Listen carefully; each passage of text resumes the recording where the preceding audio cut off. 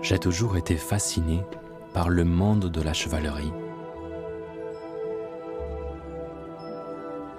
par ses rituels, ses codes de conduite et d'honneur,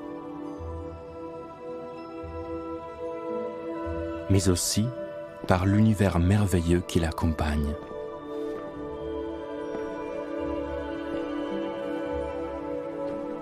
Grand lecteur de romans, j'ai dévoré les aventures de Lancelot du Lac, de Perceval, de Gauvin et des autres chevaliers de la table ronde. C'est pour pouvoir lire ces récits médiévaux à la source que j'ai appris à déchiffrer les manuscrits.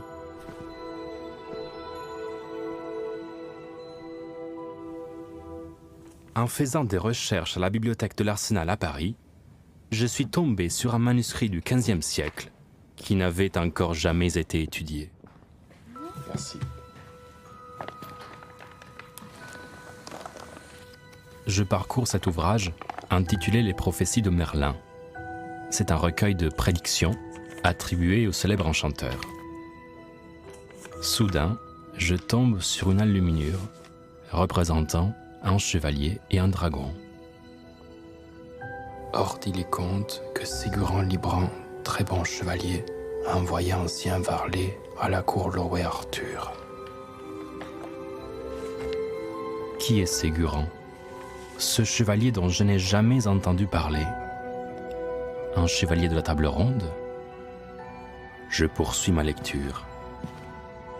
Le serviteur s'en alla à Camelot tout droit devant le roi et lui dit « Roi Arthur, un chevalier d'un pays étranger m'envoie ici et vous demande de vous rendre dans 3 jours sur la plaine de Winchester avec vos chevaliers de la table ronde, prêts à jouter. Sachez que vous y verrez le plus grand prodige que vous ayez jamais vu. »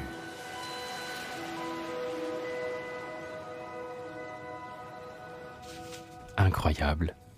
Ce mystérieux Ségurant défiait les meilleurs chevaliers de la table ronde. J'avais sous les yeux un épisode inconnu de la légende du roi Arthur. Plus loin, j'en découvrais un 2e, puis un 3e. Tous racontaient les aventures du chevalier Ségurant, surnommé le chevalier au dragon. Peu à peu, un récit prenait forme. D'abord, l'adoubement de Ségurant sur l'île non sachante, puis son arrivée à la cour du roi Arthur, et enfin sa rencontre avec un terrible dragon.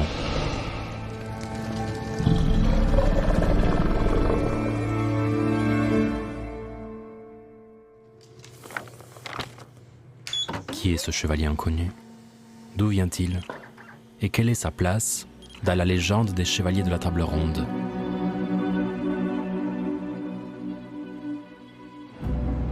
Pour enquêter sur le chevalier au dragon, j'ai parcouru l'Europe entière pendant 10 ans. J'ai consulté des milliers de manuscrits médiévaux liés à la légende d'Arthur. J'ai trouvé des parchemins brûlés qu'il fallait déchiffrer, d'étranges prophéties qu'il fallait décrypter.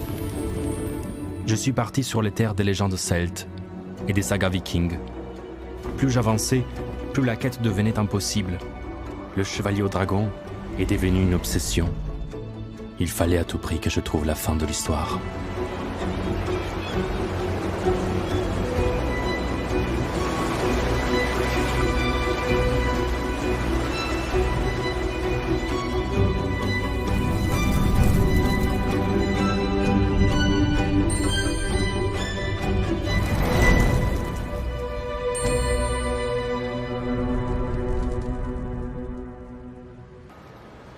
C'est à Winchester que se poursuivait ma quête. Le château médiéval qui s'y trouve n'a pas été construit par Arthur, mais par Guillaume le Conquérant. Aujourd'hui, il ne reste que sa grande salle. Et suspendue au mur, la célèbre table ronde. Galad, Lancelot du Lac, Gauvin, Perceval, Lionel. Lionel, Tristan, Yes. Ah, le chevalier de la côte mat taillé. Yes, the French one. the knight with the ill-fitting coat. Je retrouvais Laura Bennett, conservatrice du château et spécialiste du mystérieux objet. And then, of course, Et ensuite, bien sûr, Mordred. Oui, le fils du roi Arthur. yes. So around the rose, it reads, Autour de la rose, "This il is est the écrit round table « Ceci est la of table King ronde Arthur, du roi with Arthur, 24 avec of his 24 de ses named chevaliers. knights." And of course, we have 24 Et bien knights sûr, around the il y a table, 24 chevaliers and autour de la Arthur table, seated at et the Arthur est assis en haut. And I can see the Tudor Et on voit la rose. rose des Tudors au centre. top. Yes. Oui, So the la Tudor rose des rose is Tudors est the l'emblème de emblem la of the dynastie house des of Tudors. Tudor. So when Henry Donc quand VIII Henri put VIII his commande ordering la table to peinture be de cette painted, table, il he is appose littéralement literally l'emblème de his sa values famille au down centre, on the very center, so that anyone de that sorte comes que to see this quiconque medieval vient voir relic cette relique can't help médiévale but think of ne the peut Tudors. s'empêcher de penser aux Tudors. It's even Mieux better encore, when en actually fait, the le visage original original face of d'Arthur Arthur a été peint pour is painted to ressembler à look Henri. like Henry. Ainsi, c'est le roi Henri VIII de la dynastie des Tudors qui a fait peindre cette table au XVIe siècle et choisi les 24 chevaliers. And how did he choose Et comment these? a-t-il choisi ces chevaliers? That's a really C'est good une très bonne question, question, tricky une question très délicate. At the top, Il y a une we have sorte de a sense of hiérarchie, hierarchy avec with the en most haut les famous chevaliers and les plus popular célèbres knights. et les plus populaires, Galahad, Lancelot, Gawain. These knights that have Ce their sont des own chevaliers qui ont leur stories propre and histoire et quests. quêtes. And at the bottom Et of en the bas, table, il y a des lesser personnages known moins connus, characters like comme Lucan, Palamed, Lamorak et Bord de Gaune. Actually, I'm investigating En fait, the j'enquête knight sur le chevalier au dragon, supposed to be qui est the censé être le strongest chevalier le plus valeureux de la cour du roi Arthur. and Il est absent. he's missing. Il aurait pu Could être have sur been cette on table. this table. Oui, oui. Ségurant était absent de la liste. Pourtant, dans le récit que j'avais découvert, il s'apprêtait à défier les meilleurs chevaliers lors d'un tournoi, le plus grand jamais organisé au royaume de l'ogre. Dans la prairie de Winchester, toutes les tentes étaient dressées. Celle de Ségurant était surmontée d'une pierre précieuse qui éclairait le jour et la nuit comme un flambeau. Devant la tribune du roi Arthur, Lancelot, Gawain et tous les meilleurs chevaliers étaient là et joutaient entre eux.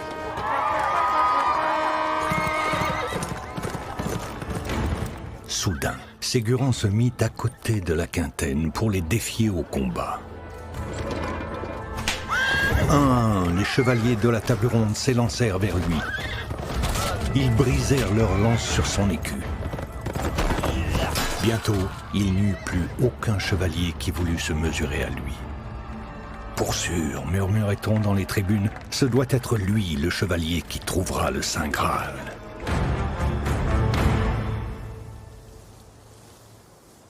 Ségurant avait toute sa place à la table ronde. Alors comment expliquer son étrange absence? Je me replongeai dans la lecture des aventures de Ségurant, avec cette idée en tête.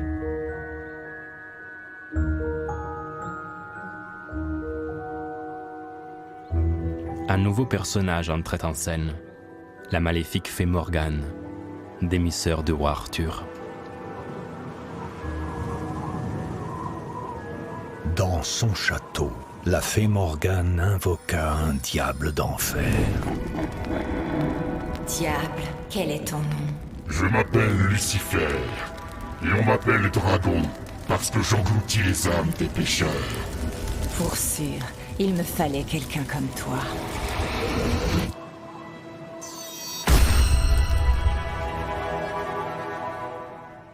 Le dragon était donc un diable au service de la méchante fée. Le récit se poursuivait.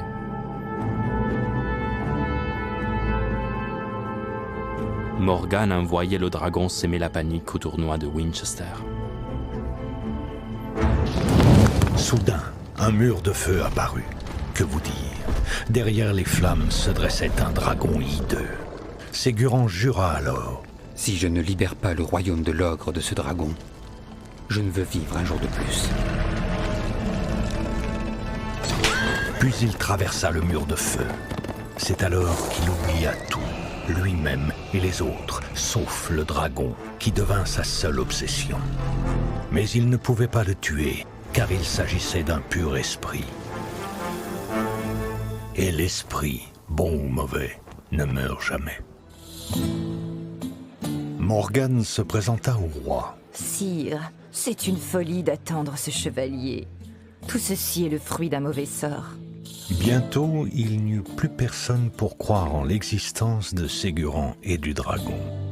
Plus personne sauf un jeune homme irlandais nommé Golistan, qui jura qu'il serait un jour adoubé par le chevalier au dragon.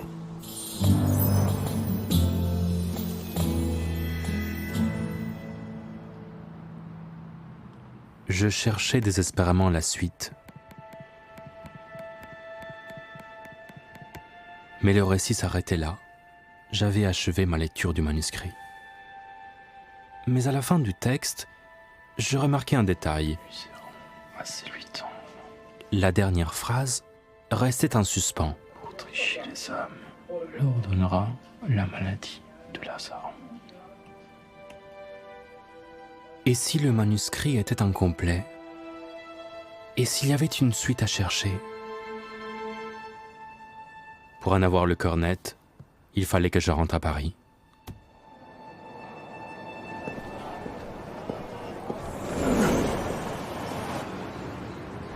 À Paris, je retournais voir le manuscrit original. Je faisais appel à 2 experts. Mark Smith, paléographe, capable de dater l'écriture, et Françoise Vieillard, philologue, spécialiste des langues romanes médiévales.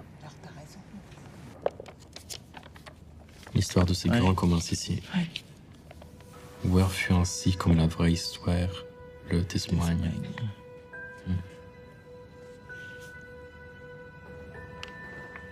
Je leur racontais l'histoire que j'avais découverte. L'enfance de Ségurant. Son adoubement sur l'île non sachante. Son arrivée à Camelot pour rencontrer le roi Arthur. Et enfin, le tournoi de Winchester, où il brilla tant par sa bravoure que la foule conquise vit en lui l'élu, celui qui achèverait la quête du Graal. Mais son destin avait soudain basculé. La méchante fée Morgane avait condamné Ségurant à poursuivre un dragon imaginaire et convaincu Arthur que Ségurant n'avait jamais existé. On est en plein suspense. Oui, voilà. Exactement. Il faut qu'il se passe quelque chose. Il faut qu'il se passe quelque chose. Et d'un autre côté, en quelque sorte, Ségurant a été oublié. On a dit qu'il n'existe pas, et donc on pourrait imaginer que l'histoire finit comme ça. On pourrait.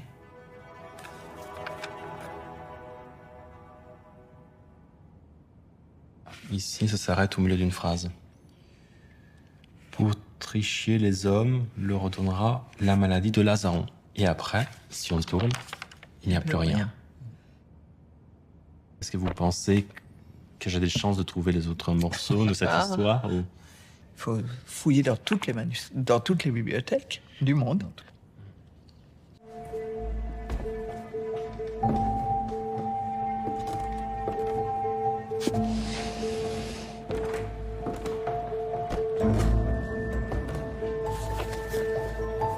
Je décidai de poursuivre sans relâche la piste de Merlin et de consulter un par un tous les manuscrits liés à la figure du célèbre enchanteur.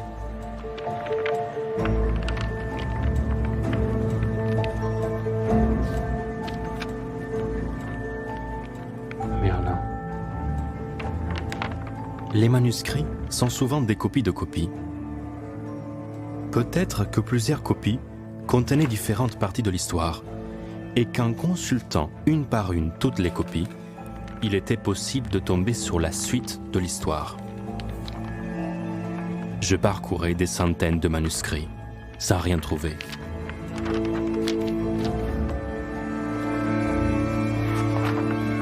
Jusqu'à ce que je tombe sur le nom de Ségurant. Ségurant le Brun, c'est lui qui chevalier le devait faire. C'était à la Fondation Bodmer, à Genève, dans un manuscrit sans nom qui mêlait les prophéties de Merlin et d'autres aventures de la quête du Graal. Épuisé par sa poursuite du dragon, Ségurant s'était arrêté dans une auberge. Un jeune homme entra. Qui va là? Je suis Golistan, fils d'un géant d'Irlande. Je cherche le chevalier au dragon par lequel je veux être adoubé. Jeune homme, vous l'avez devant vous. Golistan s'agenouilla et proposa à Ségurant d'être son écuyer. Je venais de trouver la suite directe des aventures de Ségurant, exactement là où je l'avais laissé. Ce n'était donc pas une folie. La clé, c'était ce jeune homme irlandais, Golistan, le seul qui, comme moi, avait cru en l'existence de Ségurant. Les aventures du chevalier progressaient. Mais je n'étais pas au bout de mes surprises. Un peu plus loin, c'est l'un des personnages les plus célèbres de la légende arthurienne qui entrait en scène. La Dame du Lac. Soudain, une dame saisit la main de Ségurant. Chevalier, vous êtes ensorcelé. Dame du lac, puisqu'on dit tant de bien de vous, aidez-moi si vous le pouvez. Sachez que seul le Graal pourra vous délivrer. Il vous faudra traverser la mer pour le trouver. Le Saint Graal. Soudain, l'objet le plus fascinant de la littérature arthurienne faisait son apparition.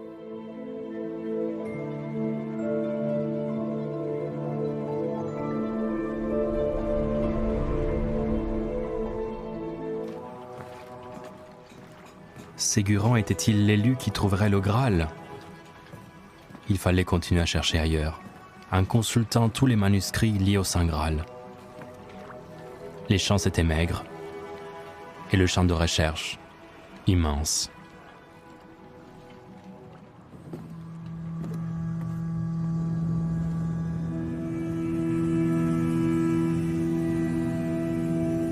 Pendant plusieurs années, j'ai fait des voyages pour rien.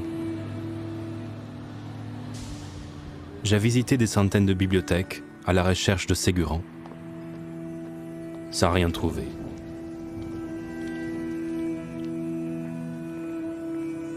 J'ai failli abandonner plusieurs fois l'entreprise. Et je n'osais plus parler de ma recherche, de peur qu'on me prenne pour un fou.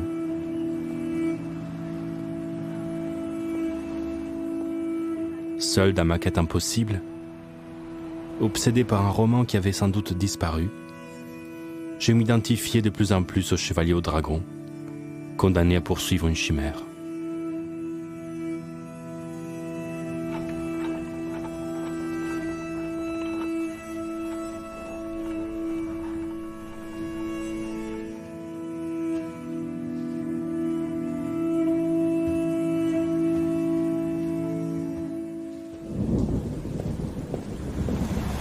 Jusqu'au jour où j'ai décidé de changer de stratégie.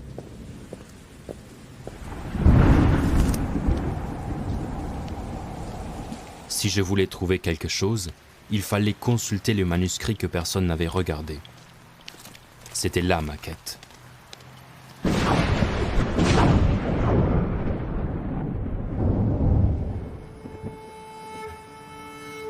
Ferrare, au nord de l'Italie.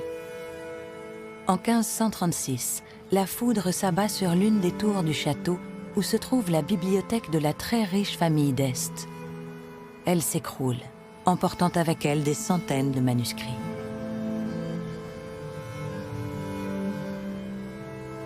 Ce n'est que récemment, à Bologne, dans les archives d'État, que quelques rares fragments ont refait surface de la plus étrange des manières.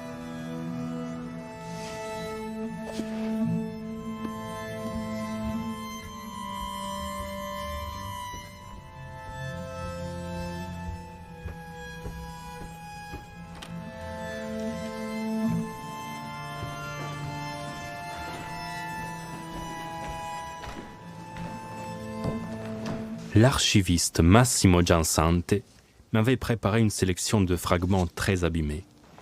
À la suite de l'incendie du château d'Este, les manuscrits rescapés avaient été dépecés et recyclés en couverture de registres. Ces manuscrits, si précieux à nos yeux, sont ainsi devenus les couvertures de registres modernes. Registres d'actes notariés, registres d'actes judiciaires. Ce phénomène de réutilisation a permis de sauver certaines reliques de ce grand naufrage. Ce sont des manuscrits arthuriens? Oui, ils sont tous issus du cycle arthurien. Non, Ségurant ici n'apparaît pas.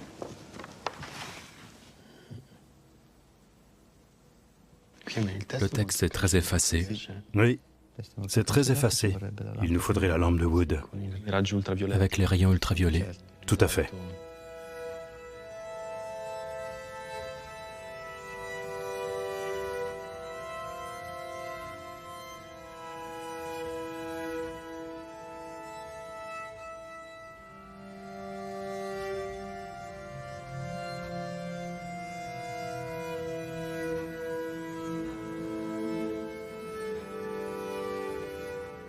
Ségurant.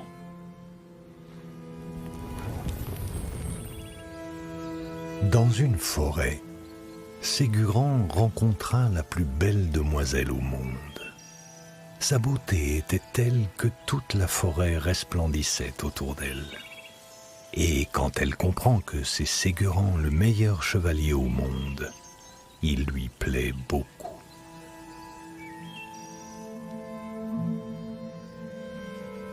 Incroyable, au milieu de ces résidus de parchemin se trouvait un épisode inédit, totalement différent du reste de l'histoire. Le dragon avait disparu, remplacé par une demoiselle. Ce fragment où Ségurant tombait amoureux était en totale contradiction avec le reste de l'histoire. À vrai dire, Ségurant présentait un défaut pour l'époque. Lancelot est amoureux de Guenièvre, Tristan d'Iseux. Ségurant, lui, poursuit un dragon. Était-il possible qu'un autre auteur ait ajouté cet épisode pour y remédier? S'il y avait plusieurs auteurs, alors il y avait différentes versions des aventures de Ségurant qui circulaient en Europe. Ma quête devenait labyrinthique. Prisonnier d'un immense chantier, je ne savais plus comment y mettre un terme. Il ne me restait plus qu'un endroit à explorer, sans doute le plus difficile de tous, la bibliothèque de Turin.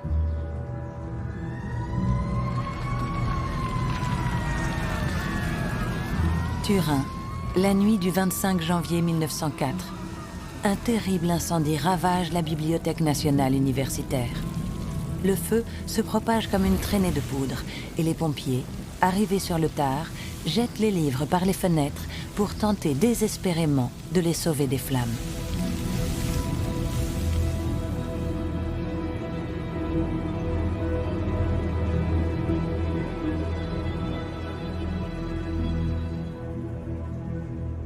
En tout, plus de 2000 manuscrits et 30 000 livres imprimés sont définitivement perdus. Quant aux 2500 manuscrits rescapés, ils sont encore aujourd'hui conservés à la Bibliothèque nationale universitaire de Turin. Depuis plus d'un siècle, ils ont fait l'objet de plusieurs grandes campagnes de restauration dont les techniques se sont peu à peu perfectionnées. Maria Letizia Sebastiani a dirigé la dernière opération de sauvetage de ces précieux ouvrages. Il est un ancien français, ce manuscrit. Il est pour toi, nous l'avons choisi exprès. Ce sont des parchemins agglutinés. Le long du bord, il y a une transformation physico-chimique, donc les parchemins se sont soudés entre eux. Et il est très difficile de les ouvrir sans faire de plus gros dégâts.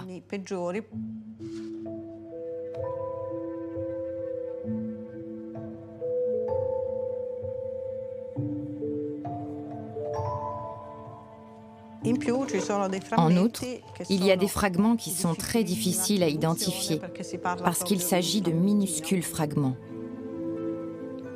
On n'arrive pas à comprendre ce que c'est. chevalier de cœur à son mari.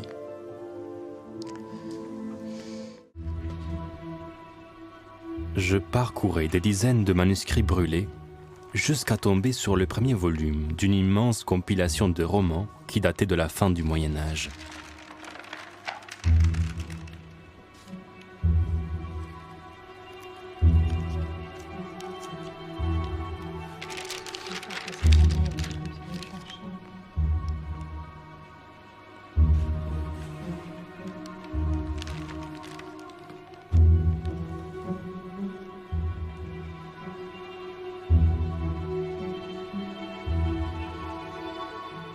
Par peur du dragon. Par peur du dragon Ségurant. Va à l'encontre de Ségurant.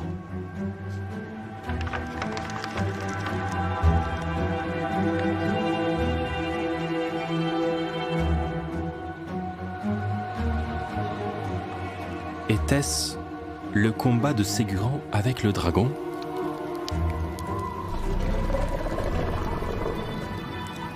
L'enluminure était explicite, mais le texte, malheureusement, peu lisible.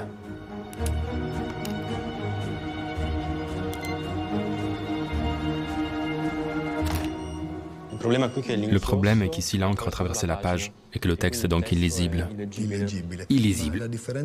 Mais la réponse spectrale diffère entre l'encre qui est présente de ce côté de la page et l'encre qui a traversé le parchemin. Cette différence, relativement peu visible à l'œil nu pour les couleurs sombres, est en réalité suffisante pour permettre une identification par analyse mathématique. J'avais à mes côtés Vania Markovas, spécialiste de l'imagerie multispectrale. Ces zones sombres vont disparaître, et cela va rendre parfaitement lisible le côté de la page qui nous intéresse. Wow, impressionnante. À ce premier stade, nous pouvons déjà lire presque parfaitement. Ségurant monta à cheval et erra tout le jour sans aventure trouvée. Che si vedrà meglio nel visibile. Ségurant saute un pied vers le dragon.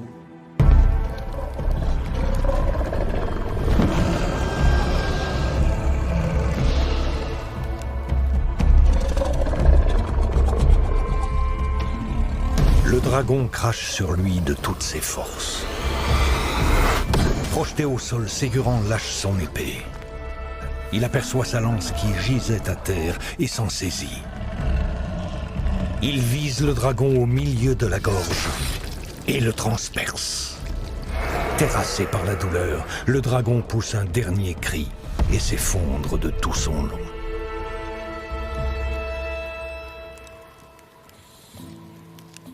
Comment Ségurant Librant oxy un dragon terrible, par quoi fut surnommé le chevalier au dragon.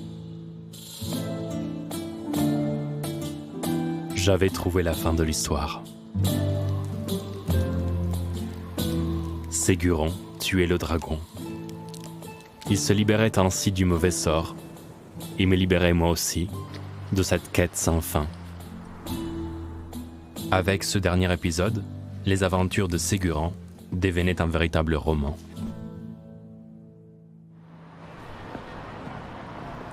De retour à Paris, je reconstituais enfin cet ensemble romanesque de plus de 300 pages. Mais une question restait en suspens. Comment un roman d'une telle ampleur avait-il pu disparaître ? Tout à coup, je compris. Les incendies des bibliothèques et autres hasards de l'histoire ne suffisaient pas. Il y avait une bonne raison de s'en débarrasser. Cette raison, je l'avais sous les yeux depuis le début. Merlin.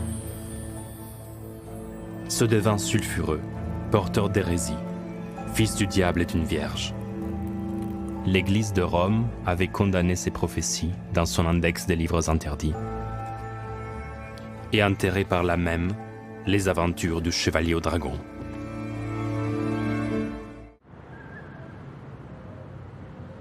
Des années plus tard, Alors que je travaillais sur une compilation de romans arthuriens du XIIIe siècle, je tombais par hasard sur un bien étrange passage. Il s'agissait de la fin des aventures de Ségurant, qui m'avait échappé durant toutes ces années. Le retour de Ségurant et de son écuyer Golistan à l'île non sachante.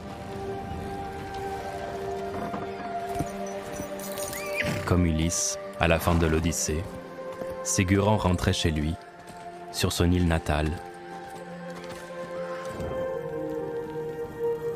Et c'est grâce aux vertus du Saint Graal que Ségurant fut désensorcelé. Finalement, le Graal était peut-être ça, une simple métaphore. Revenir chez soi, revenir grandi. Le plus important n'était pas la réussite de la quête, mais le chemin parcouru.